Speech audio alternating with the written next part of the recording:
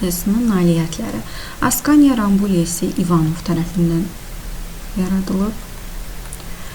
Robşakarp balıq cinsi Kirpiçnikov. Poliploid tut ipək qurdu isə Astavrov tərəfindən. Cavabımız B variantı. 58-ci suala baxaq.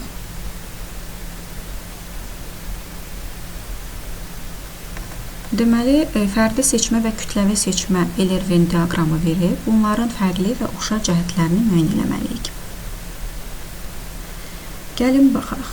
Deməli, tozcuq dənəsi və rüşeym kisəsi əsasən eyni vaxtda əmələ gələn bitkilərə tətbiq olunur. Eyni vaxtda əmələ gəlirsə, bu deməli öz-özünə tozlanan bitkidir. Öz-özünə tozlanan bitkilərdə fərdi seçmə tətbiq olunur. İqtisad bir uyğundur. Sonra tozcuq dənəsi və rüşeym kisəsi müxtəlif vaxtda əmələ gələn bitkilərə tətbiq olunursa, bu çarpaz tozlanan bitkidir və kütləvi seçməyə məruz qalır. 2.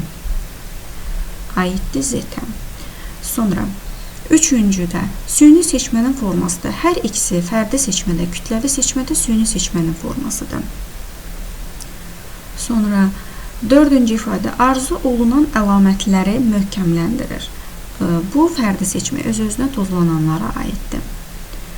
5-ci, saf xətlər alınır. Bəli, bu da öz-özünə tozlanmaya aiddir.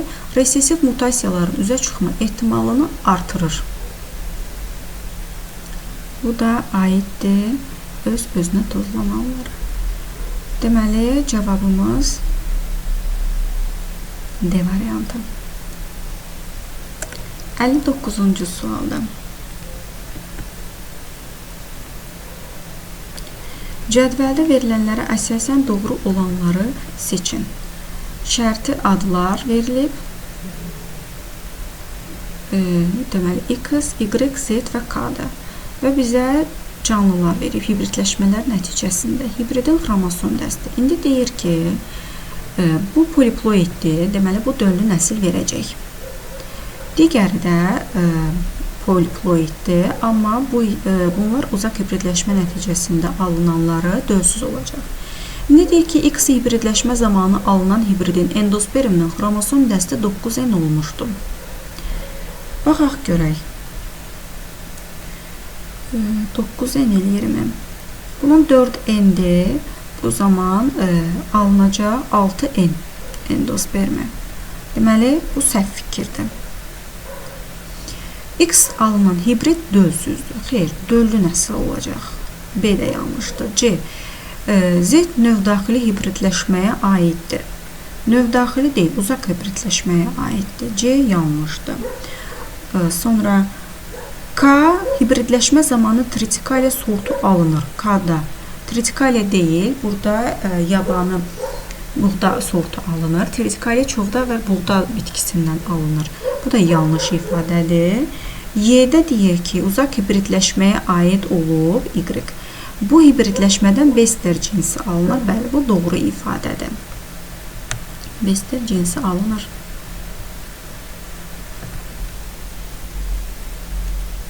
Heterozis effekti müşahidə olunmur. Bunu öz-özünə tozlananlara arpada heterozis yox, saf xətlər yaranır. 61-cidə süni seçmə nədir? Bu süni seçmə seleksiyanın metodudur. Cavabımız E variantı. 62-ci sualda Bester hansı balıq növünün hibrididir? Ağ balıqla cökənin. 3 və 4. Cavabımız A variantı. 63-cü suala baxaq. Cədvələ əsasən eyni genotipdə olanları müəyyən edin. Deməli, Bere Royal armud sortunun zoq hüceyrəsinin genotipi. Burada qış beresi armudu alınırdı. Ussuriya armudunun çarpazlaşmasından Bere Royal'la.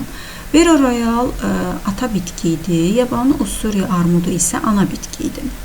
Və bizdən Bere Royal armud sortunun zoq hüceyrəsinin genotipini verib A-dır. Və deyir ki, Bere Royal armud sortunun toxum qabığının genotipi.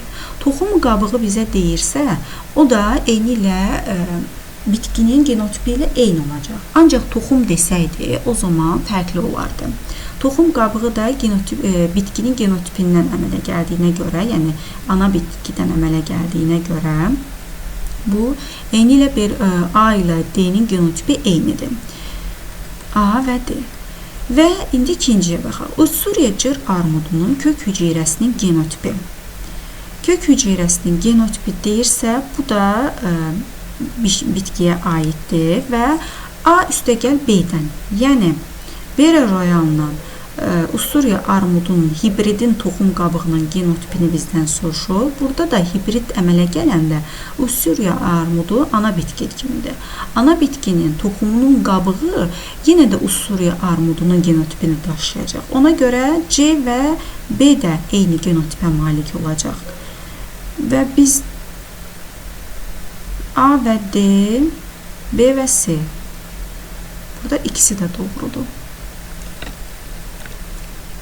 64-cü sualda. Buğda dəninin formasında baş verən dəyişkənlik çəltilikdə gözlənilə bilərmi? Bəli, gözlənilə bilər. Çünki Vavilov tərəfindən homoloji sıralar qanununa əsasən eyni fəsilənin nümayəndəsi olduğuna görə genetik cəhətdən də yaxındırlar və genetik cəhətdən yaxın olduqları üçün çəltik dəninin formasında dəyişiklik gözlənilir. Bu doğru ifadədir. 65-ci sualda heyvan seleksiyasında uzaq hibridləşmənin məqsədi burada heterozis effektinin yaradılması, məhsuldarlığın, yəni cinsin məhsuldarlığının belə deyək də ölçüsünün, həyati keyfiyyətinin artmasıdır əsas məqsəd, həyati keyfiyyətinin. Ona görə cinslər arası hibridin dözümlü olması və çoxlu miqdarda nəsil verməsi. Uzaq hibridləşmə nəticəsində alınanlar dölsüz olur əksəriyyəti. B. Başlanğıc valideyn cinslərin məhsuldarlığının artırması. Xeyr, məhsuldarlıq yox, sadəcə keyfiyyət artır. İntensiv çoxalma qabiliyyəti olan növlər arası hibridlərin alınması. Çoxalma qabiliyyəti olmur dedik. Heterozis effektinə malik olan cins arası və növ arası hibridlərin alınması. Bəli, bu doğru ifadədir.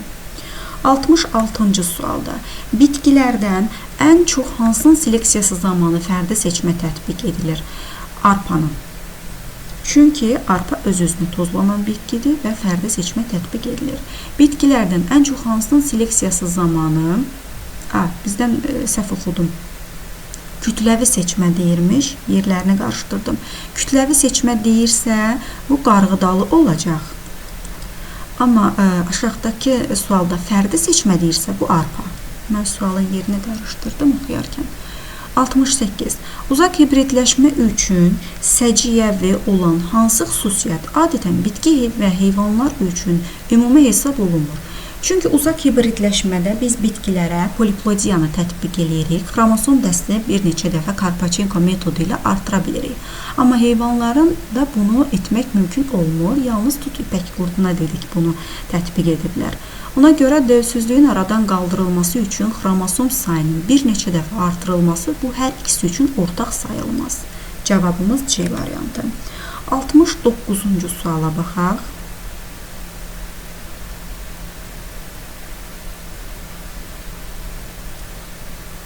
Mədəni bitki sortlarında süni tozlandırma aparılarsa nə baş verər? Məhsuldarlıq artır. Çünki süni tozlandırma məhsuldarlığı artırar. Cavabımız A variantı. 70-ci sual. Əgər yeni bitki sortları və heyvan cinsləri yalnız uzaq hibridləşmə yolu ilə alınarsa, onda nə baş verər?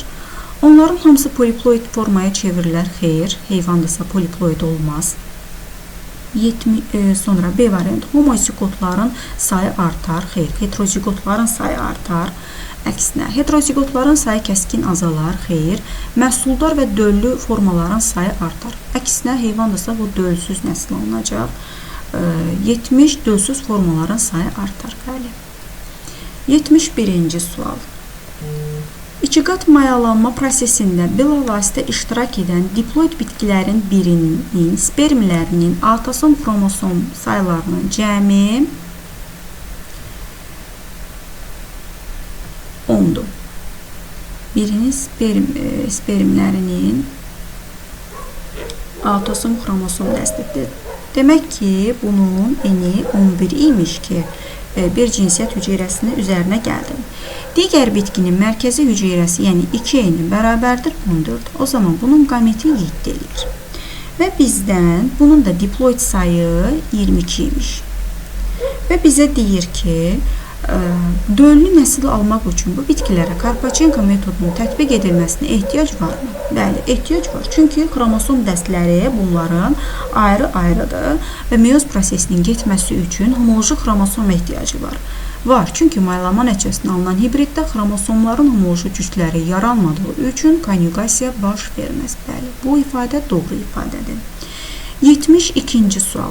İkiqat mayalama prosesində bilavasitə iştirak edən diploid bitkilərdən birinin spermlərinin xromosom sayılarının cəmi 14-dür. Deməli, n bərabərdir 14-ə, 2n bərabərdir 28-ə bu bitkinin. Digərinin mərkəzi hüceyrəsində autosom xromosom sayı, yəni 2n-i bərabərdir 12 olacaq. Çünki 2 cinsiyyət hüceyrəsində üzərinə gəlirik. Deməli, bu bitkinin 2n-i 12-dir.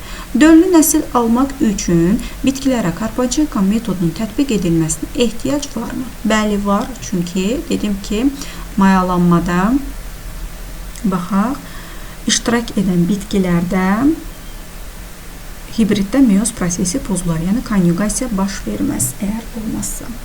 73-cü sualda.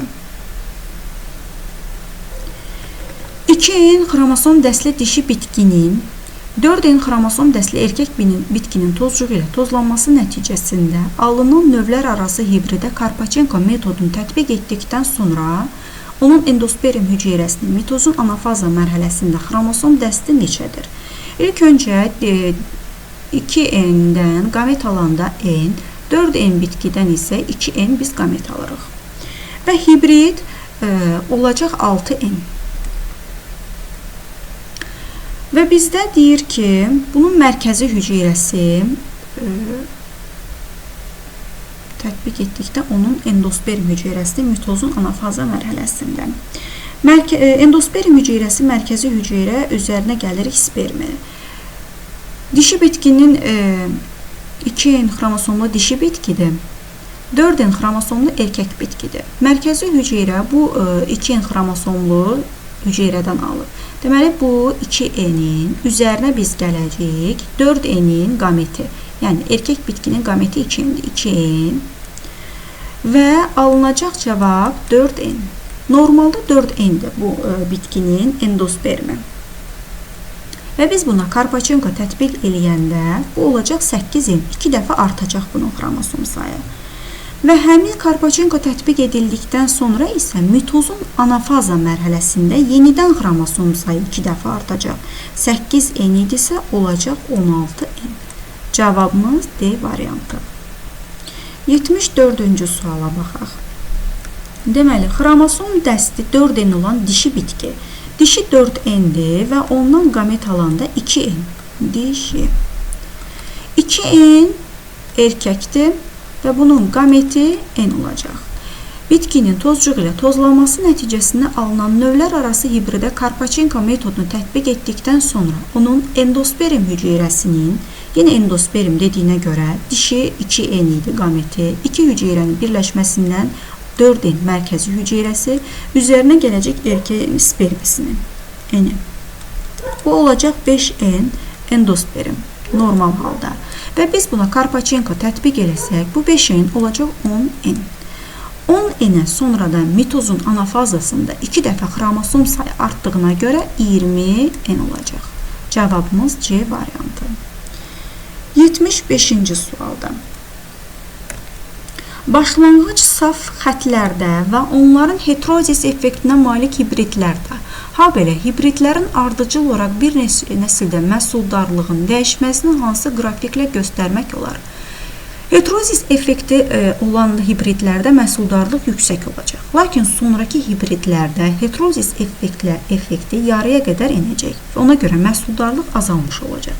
Biz indi buradakı qrafiklərdən elə birini seçməliyik ki, heterozis də artsın və sonraki məhsuldarlıqda hibridlərdə heterozis azalsın. Cavabımıza uyğun olan D variantıdır. İlk öncə saf xətlər yaranır. Saf xətlərdən sonra heterozis effekti yarandıqda artır məhsuldarlıq və sonra isə yenidən parçalanma nəticəsində heterozis effekti azalır. Cavab D variantı. 76-cı suala baxaq.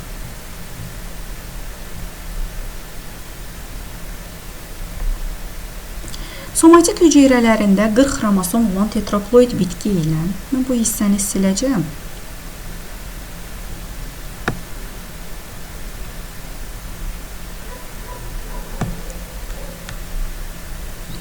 Deməli, somatik hüceyrələrində 40 xromosomu olan 4N. 4N bərabərdir, 40 yazırıq. Ayırın. 4N bərabərdir 40-a.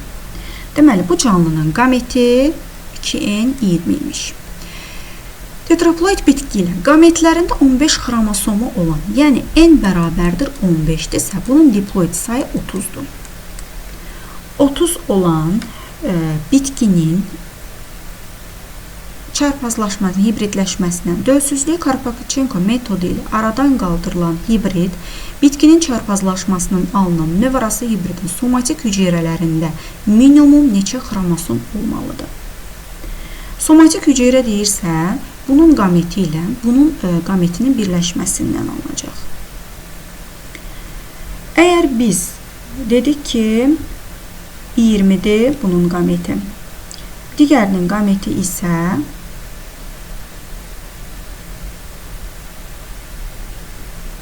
30 olacaq. 2'nin 30'dur. Bu zaman 20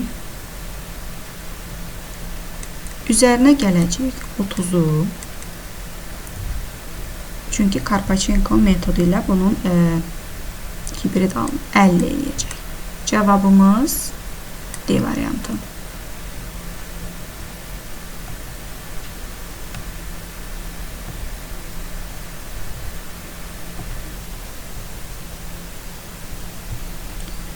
Deməli, burada əgər izah başa düşülmədirsə, bir də izah edeyim. Deməli, 4N bu bitkinin 40 xromosomludur. Digərinin gameti 15 xromosomludur. Yazdıq ki, N bərabərdir 15 və 2N 30'dur bu bitkinin. Və bu bitkiyə, həmin bu ikinci bitkiyə Karpakchenko tətbiq olunub. Deməli, bunun 4N'i olacaq 60. Həmin bu bitkinin. Və 60 olduğuna görə bunu digər 4N'li bitki ilə çarpazlaşdıranda qamet alanda 2N 30 olacaq bunun qameti. Ona görə mən 20 üzərinə 30 əlavə elədim. Çünki bunun qameti 20 xromosomludur. Bunun qameti artıq Karpakchenko tətbiq olunduğuna görə bu bitkiyə 30'dur. 30-20 üzərinə gəldikdə cavab eləyir 50. Deməli, hibridin minimum xromosom dəsti 50 imiş. 77-ci suala baxaq. Hansı canlının nüvəsində homoloji xromosom cütünə rast gəlinməz? Deməli, bu uzaq hibridləşmə nəticəsində alınan bir canlıdır ki, burada homoloji xromosom cütünə rast gəlinməz. Baxırıq ki, variantlardan verilən Bester bu balıq cinsidir ki, uzaq hibridləşmə nəticəsində alınıb. 78-ci suala baxaq. Cədvəldə 4 müxtəlif hibridləşmə zamanı alınan hibridlərin xromosom dəstləri göstərilib və hibridləşmədə iştirak edən bütün bitkilərin xromosom dəsti diploid olduğunu qəbul etsək, alınan hibridlərin hansı döllü olacaq? Baxırıq ki, turp kələmin diploid dəstindən alınıb 2N, bu dölsüz form olacaq. Çünki buna hələ ki poliploidli Karpakchenko tətbiq olunmayıb. Bu dölsüzdür. Digər tərəfdən buğda və çovdarın tritikaliyə poliploidlik tətbiq olunub. Ona görə bu döllü form olacaq. Moruq və börtükən 2N'də olduğu kimi qaldığına görə dölsüzdür. Ancaq buğda və aerogotu 4N 2 dəfə artdığına görə bu döllü olacaq. Cavabımız bizdən döllüləri soruşur. İkinci və dördüncü ifadədir. 79-cu sualda. Yenə də eyni tipdə sualdır. Bu dəfə biz fərqlidir. Cədvəldə verilən heyvan cinslərini alan alimlərin adları düzgün verildiyi sıranı seçin. Ropşa karp balığını Kaprichnikov almışdı. Düzdür. Bu ifadədir. Çoxillik buğdanı Tsitsin almışdı. Lucis Butarin Arxarmirinosov almışdı. Ona görə 2 yanlışdır.